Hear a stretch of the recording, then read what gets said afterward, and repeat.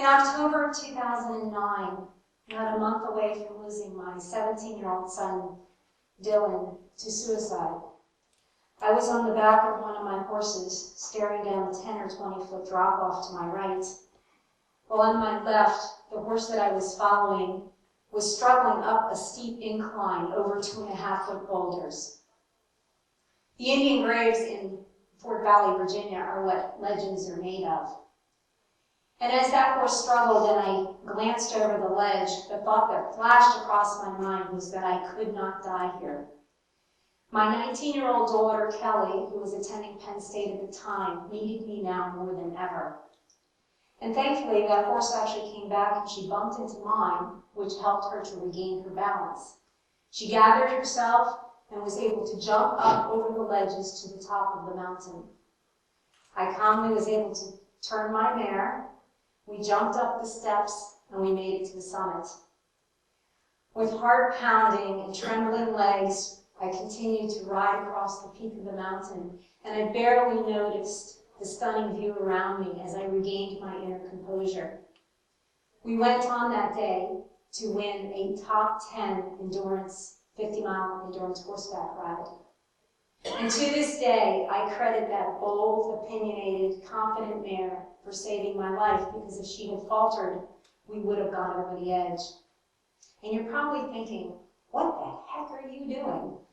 And I gotta tell you, a lot of my friends ask the same thing, because I put my horses on the trailer and I drive for miles and miles to a remote ride site in another state or country, and then I get them out and I ride for miles and miles and endure hardship and pain for the award of a t-shirt or a belt buckle.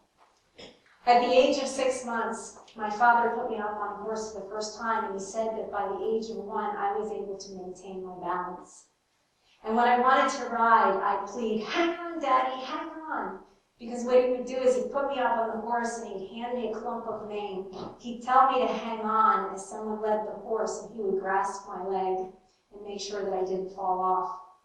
So horseback riding has been in my blood since the beginning, and my bond with horses has sustained me over some of the most heartbreaking events in my life, such as the loss of my son. That, to me, was the true measure of endurance.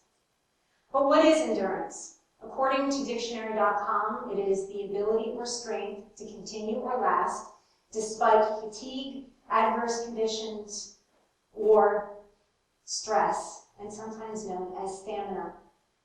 And endurance horseback riding does involve a lot of stamina, because it's 50 to 100-mile rides over 24 hours or less, depending upon the distance. And we go out on 10 to 20-mile loops, and we come in and we come to a hold for the horse. The veterinarians check the horse intermittently to make sure that it's fit to continue. And when we're in the hold, the object is to make sure that we bring the heart rate down to 64 beats a minute or less as quickly as possible, because that starts our hold time. And then the vet will check to see that the horse is metabolically sound, that it's hydrated, and that it's fit to continue down the trail. At that point, we have usually about 45 minutes to rest, relax, drink, eat, go to the bathroom, and then get back up on the horse and continue out on the next loop. 50-mile rides usually have about 3 loops, and 100-mile rides have 5 or 6 loops. And the horse that crosses the finish line first and is deemed fit to continue is the horse that wins the race. But a horse can actually be pulled at the very end, and to avoid that, we have to make sure that we properly condition our horses and that they're ready for the competition. And to be prepared for competition, the horse has to be conditioned and trained over time. Endurance is not an easy sport. I consider myself and my equine partners to be athletes. So I have been able to take horses that have never been mounted, train them to ride, and then condition them for 25, 50, 75, and 100-mile rides. And doing that involves a lot of time in the saddle. It helps build my fitness as well as the horses. But for me, it doesn't end there. I have to go in the gym in the morning, and I'm usually doing cycling classes or weight training to build my condition. And you might ask, well, why would I need that additional condition when the horse does all the work? Well, for those of you who have never ridden, amazingly enough, horseback riding can be physically, mentally, and emotionally draining. I need strong legs and core to be able to keep a good seat in the saddle and good upper body strength to be able to restrain an excited horse over the first 20 or 30 miles of trail, up and down hills and over varying terrain. And I can't become fatigued because if I do, then the horse has to work that much harder to balance my weight. And if I'm sloppy in my riding, then I can cause him undue pain. So for us to be able to compete as a team, we both need to be physically ready. We both need to eat, drink, and maintain our electrolyte balance. And that was a lesson that I had to learn the hard way when I was on my first international ride outside of North America. I was invited to Brazil for a 100-mile ride to use a borrowed horse. It's a 10-hour flight down to Brazil, and I was there for several days. But going into the ride, I did not drink enough water, and I didn't take enough electrolytes. So unfortunately, by the fourth loop of that 100-mile ride, I actually had to withdraw myself because of severe dehydration. And I was administered IV fluids, and I was fine by the next day, thank goodness. But it taught me a very valuable lesson in self-care so that I could become an effective international competitor. And that was very important to me because in 2008, I had made my own personal goal to be able to compete on an international endurance team within 10 years. And to do that, I actually had to lose 40 pounds. I had to find the right equine partner, and I had to learn a lot about the sport. Well, by 2009, I had lost the weight, and I had found my first endurance-bred horse at Asgard Arabians in West Virginia.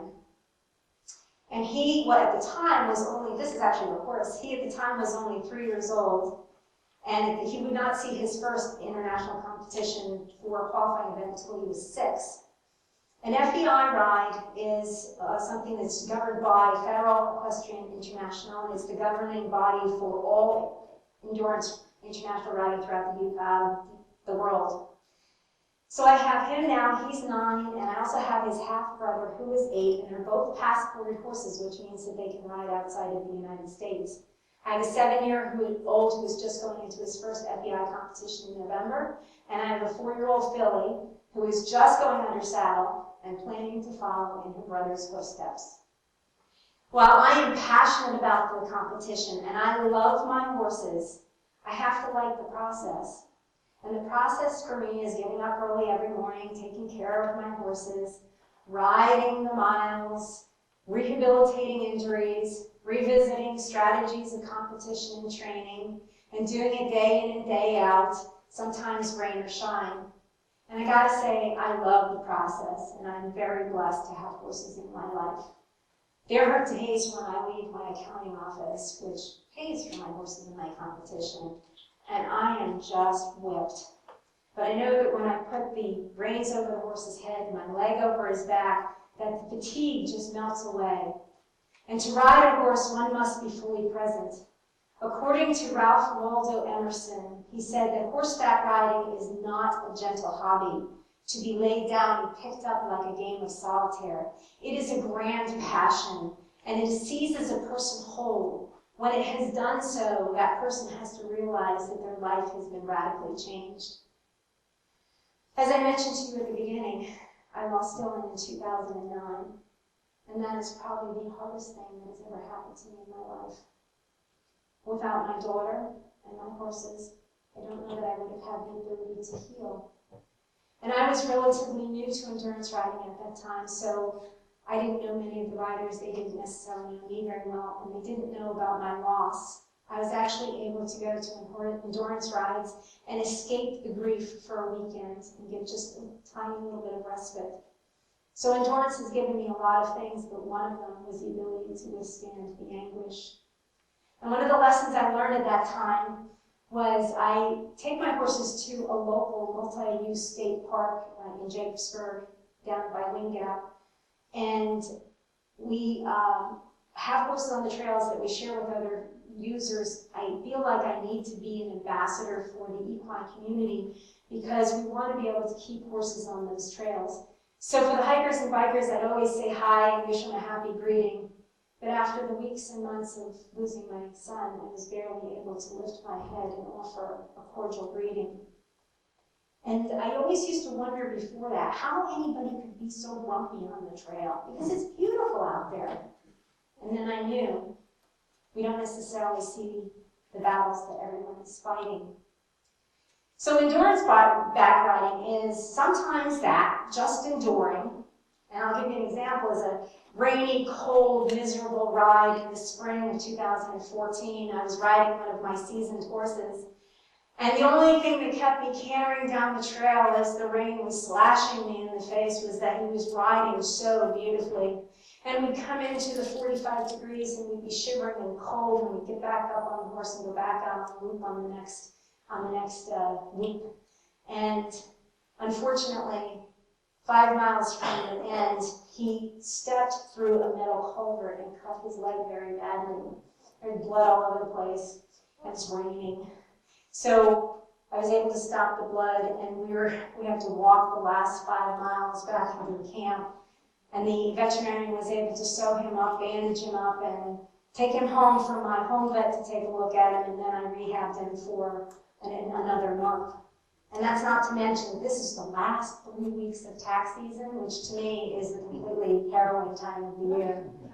So sometimes endurance riding is just that, it's enduring. But other times it's savoring those amazing moments that we face along the way, including the time that we get to spend with these wonderful beings. And there was one time when I was on the beginning of a ride up a 4-mile climb in the Cascade Mountains of California, and the sunlight was twinkling through the trees and splashing over the peaks behind me as I was going up the hill.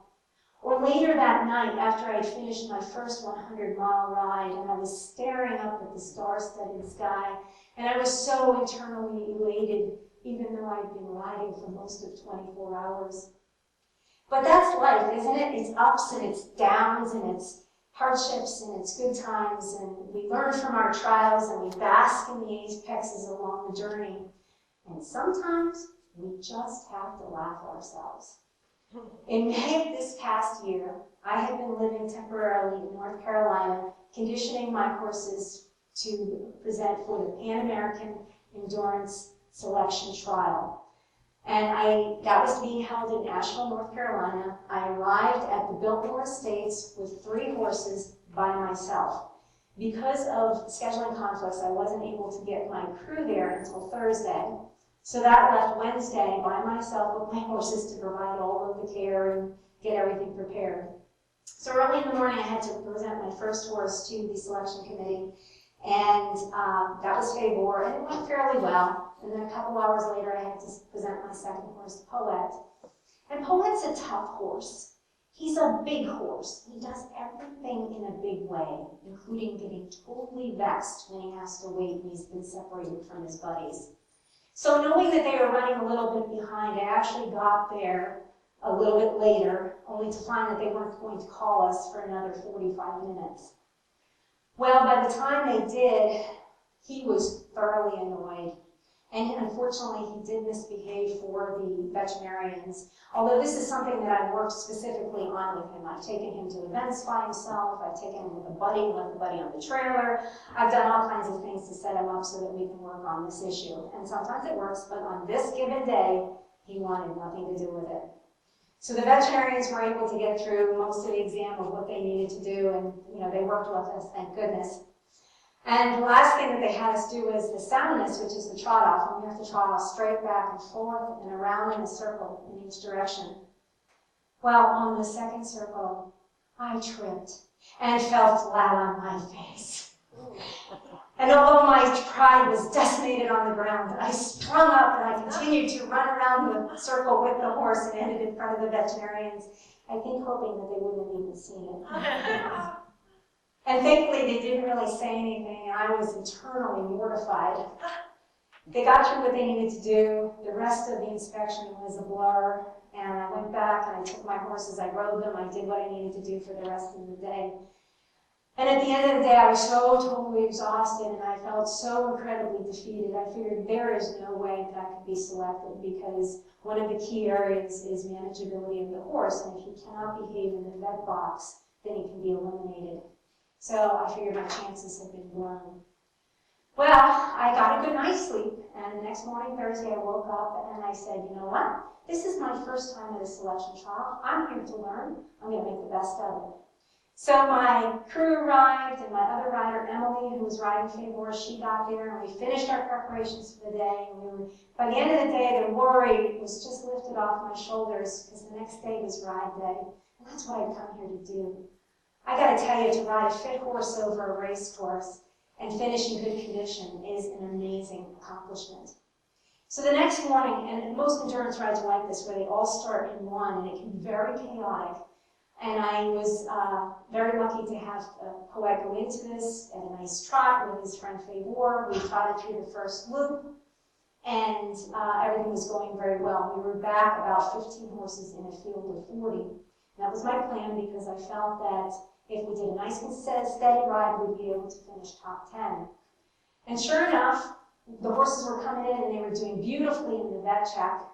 And one of the selectors at one point in time gave us the thumbs up and they said, "You're doing really well." And I'm like, "Thanks." And we did. We had a wonderful 75-mile ride. And we ended up finishing 4th and 5th.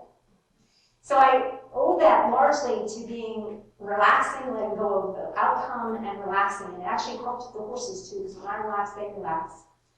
So the next day we have to present the horses again, and I showed Favor and I showed Poet, and he's a little bit better, even though he's not quite tired after running 75 miles.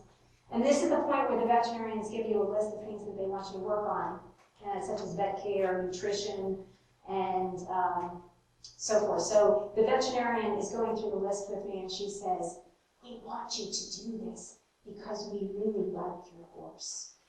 Well, you could have blown me over with a feather. I was in a position where I might be selected for the team. Well, as things would happen, about a month later, we found out that the Pan American Games had been canceled, so I will never know whether my horse and I would have been selected. But I do look forward to the next championships, which are taking place in Dubai in 2016 and in Canada in 2018. And once I have had the privilege of representing the United States on an international endurance team, I want to create a program that serves teens at risk for suicide. And I'm hoping that it can employ a breeding aspect where a teen will have the opportunity to bond with the mare and foal, maybe see the birth, but through the joy of new living, maybe find the courage to go on living. And it would also have a youth component for international riding, where we would bring the youth back into volunteer for the Young Rider program. And before I go, let me tell you this. You gotta endure the bad, celebrate the good, laugh at yourself in between, and enjoy and love with passion, whatever process it is that you enjoy. Remember that there are others out there who are fighting battles that you just don't see. And all in all, endurance is sometimes that, just showing up and keeping trying. But I gotta say that probably at the end of the day, the most treasured lesson I've come away from in endurance horseback riding is that the journey, every step down the trail, is as precious and as valuable as crossing the finish line. Thank you.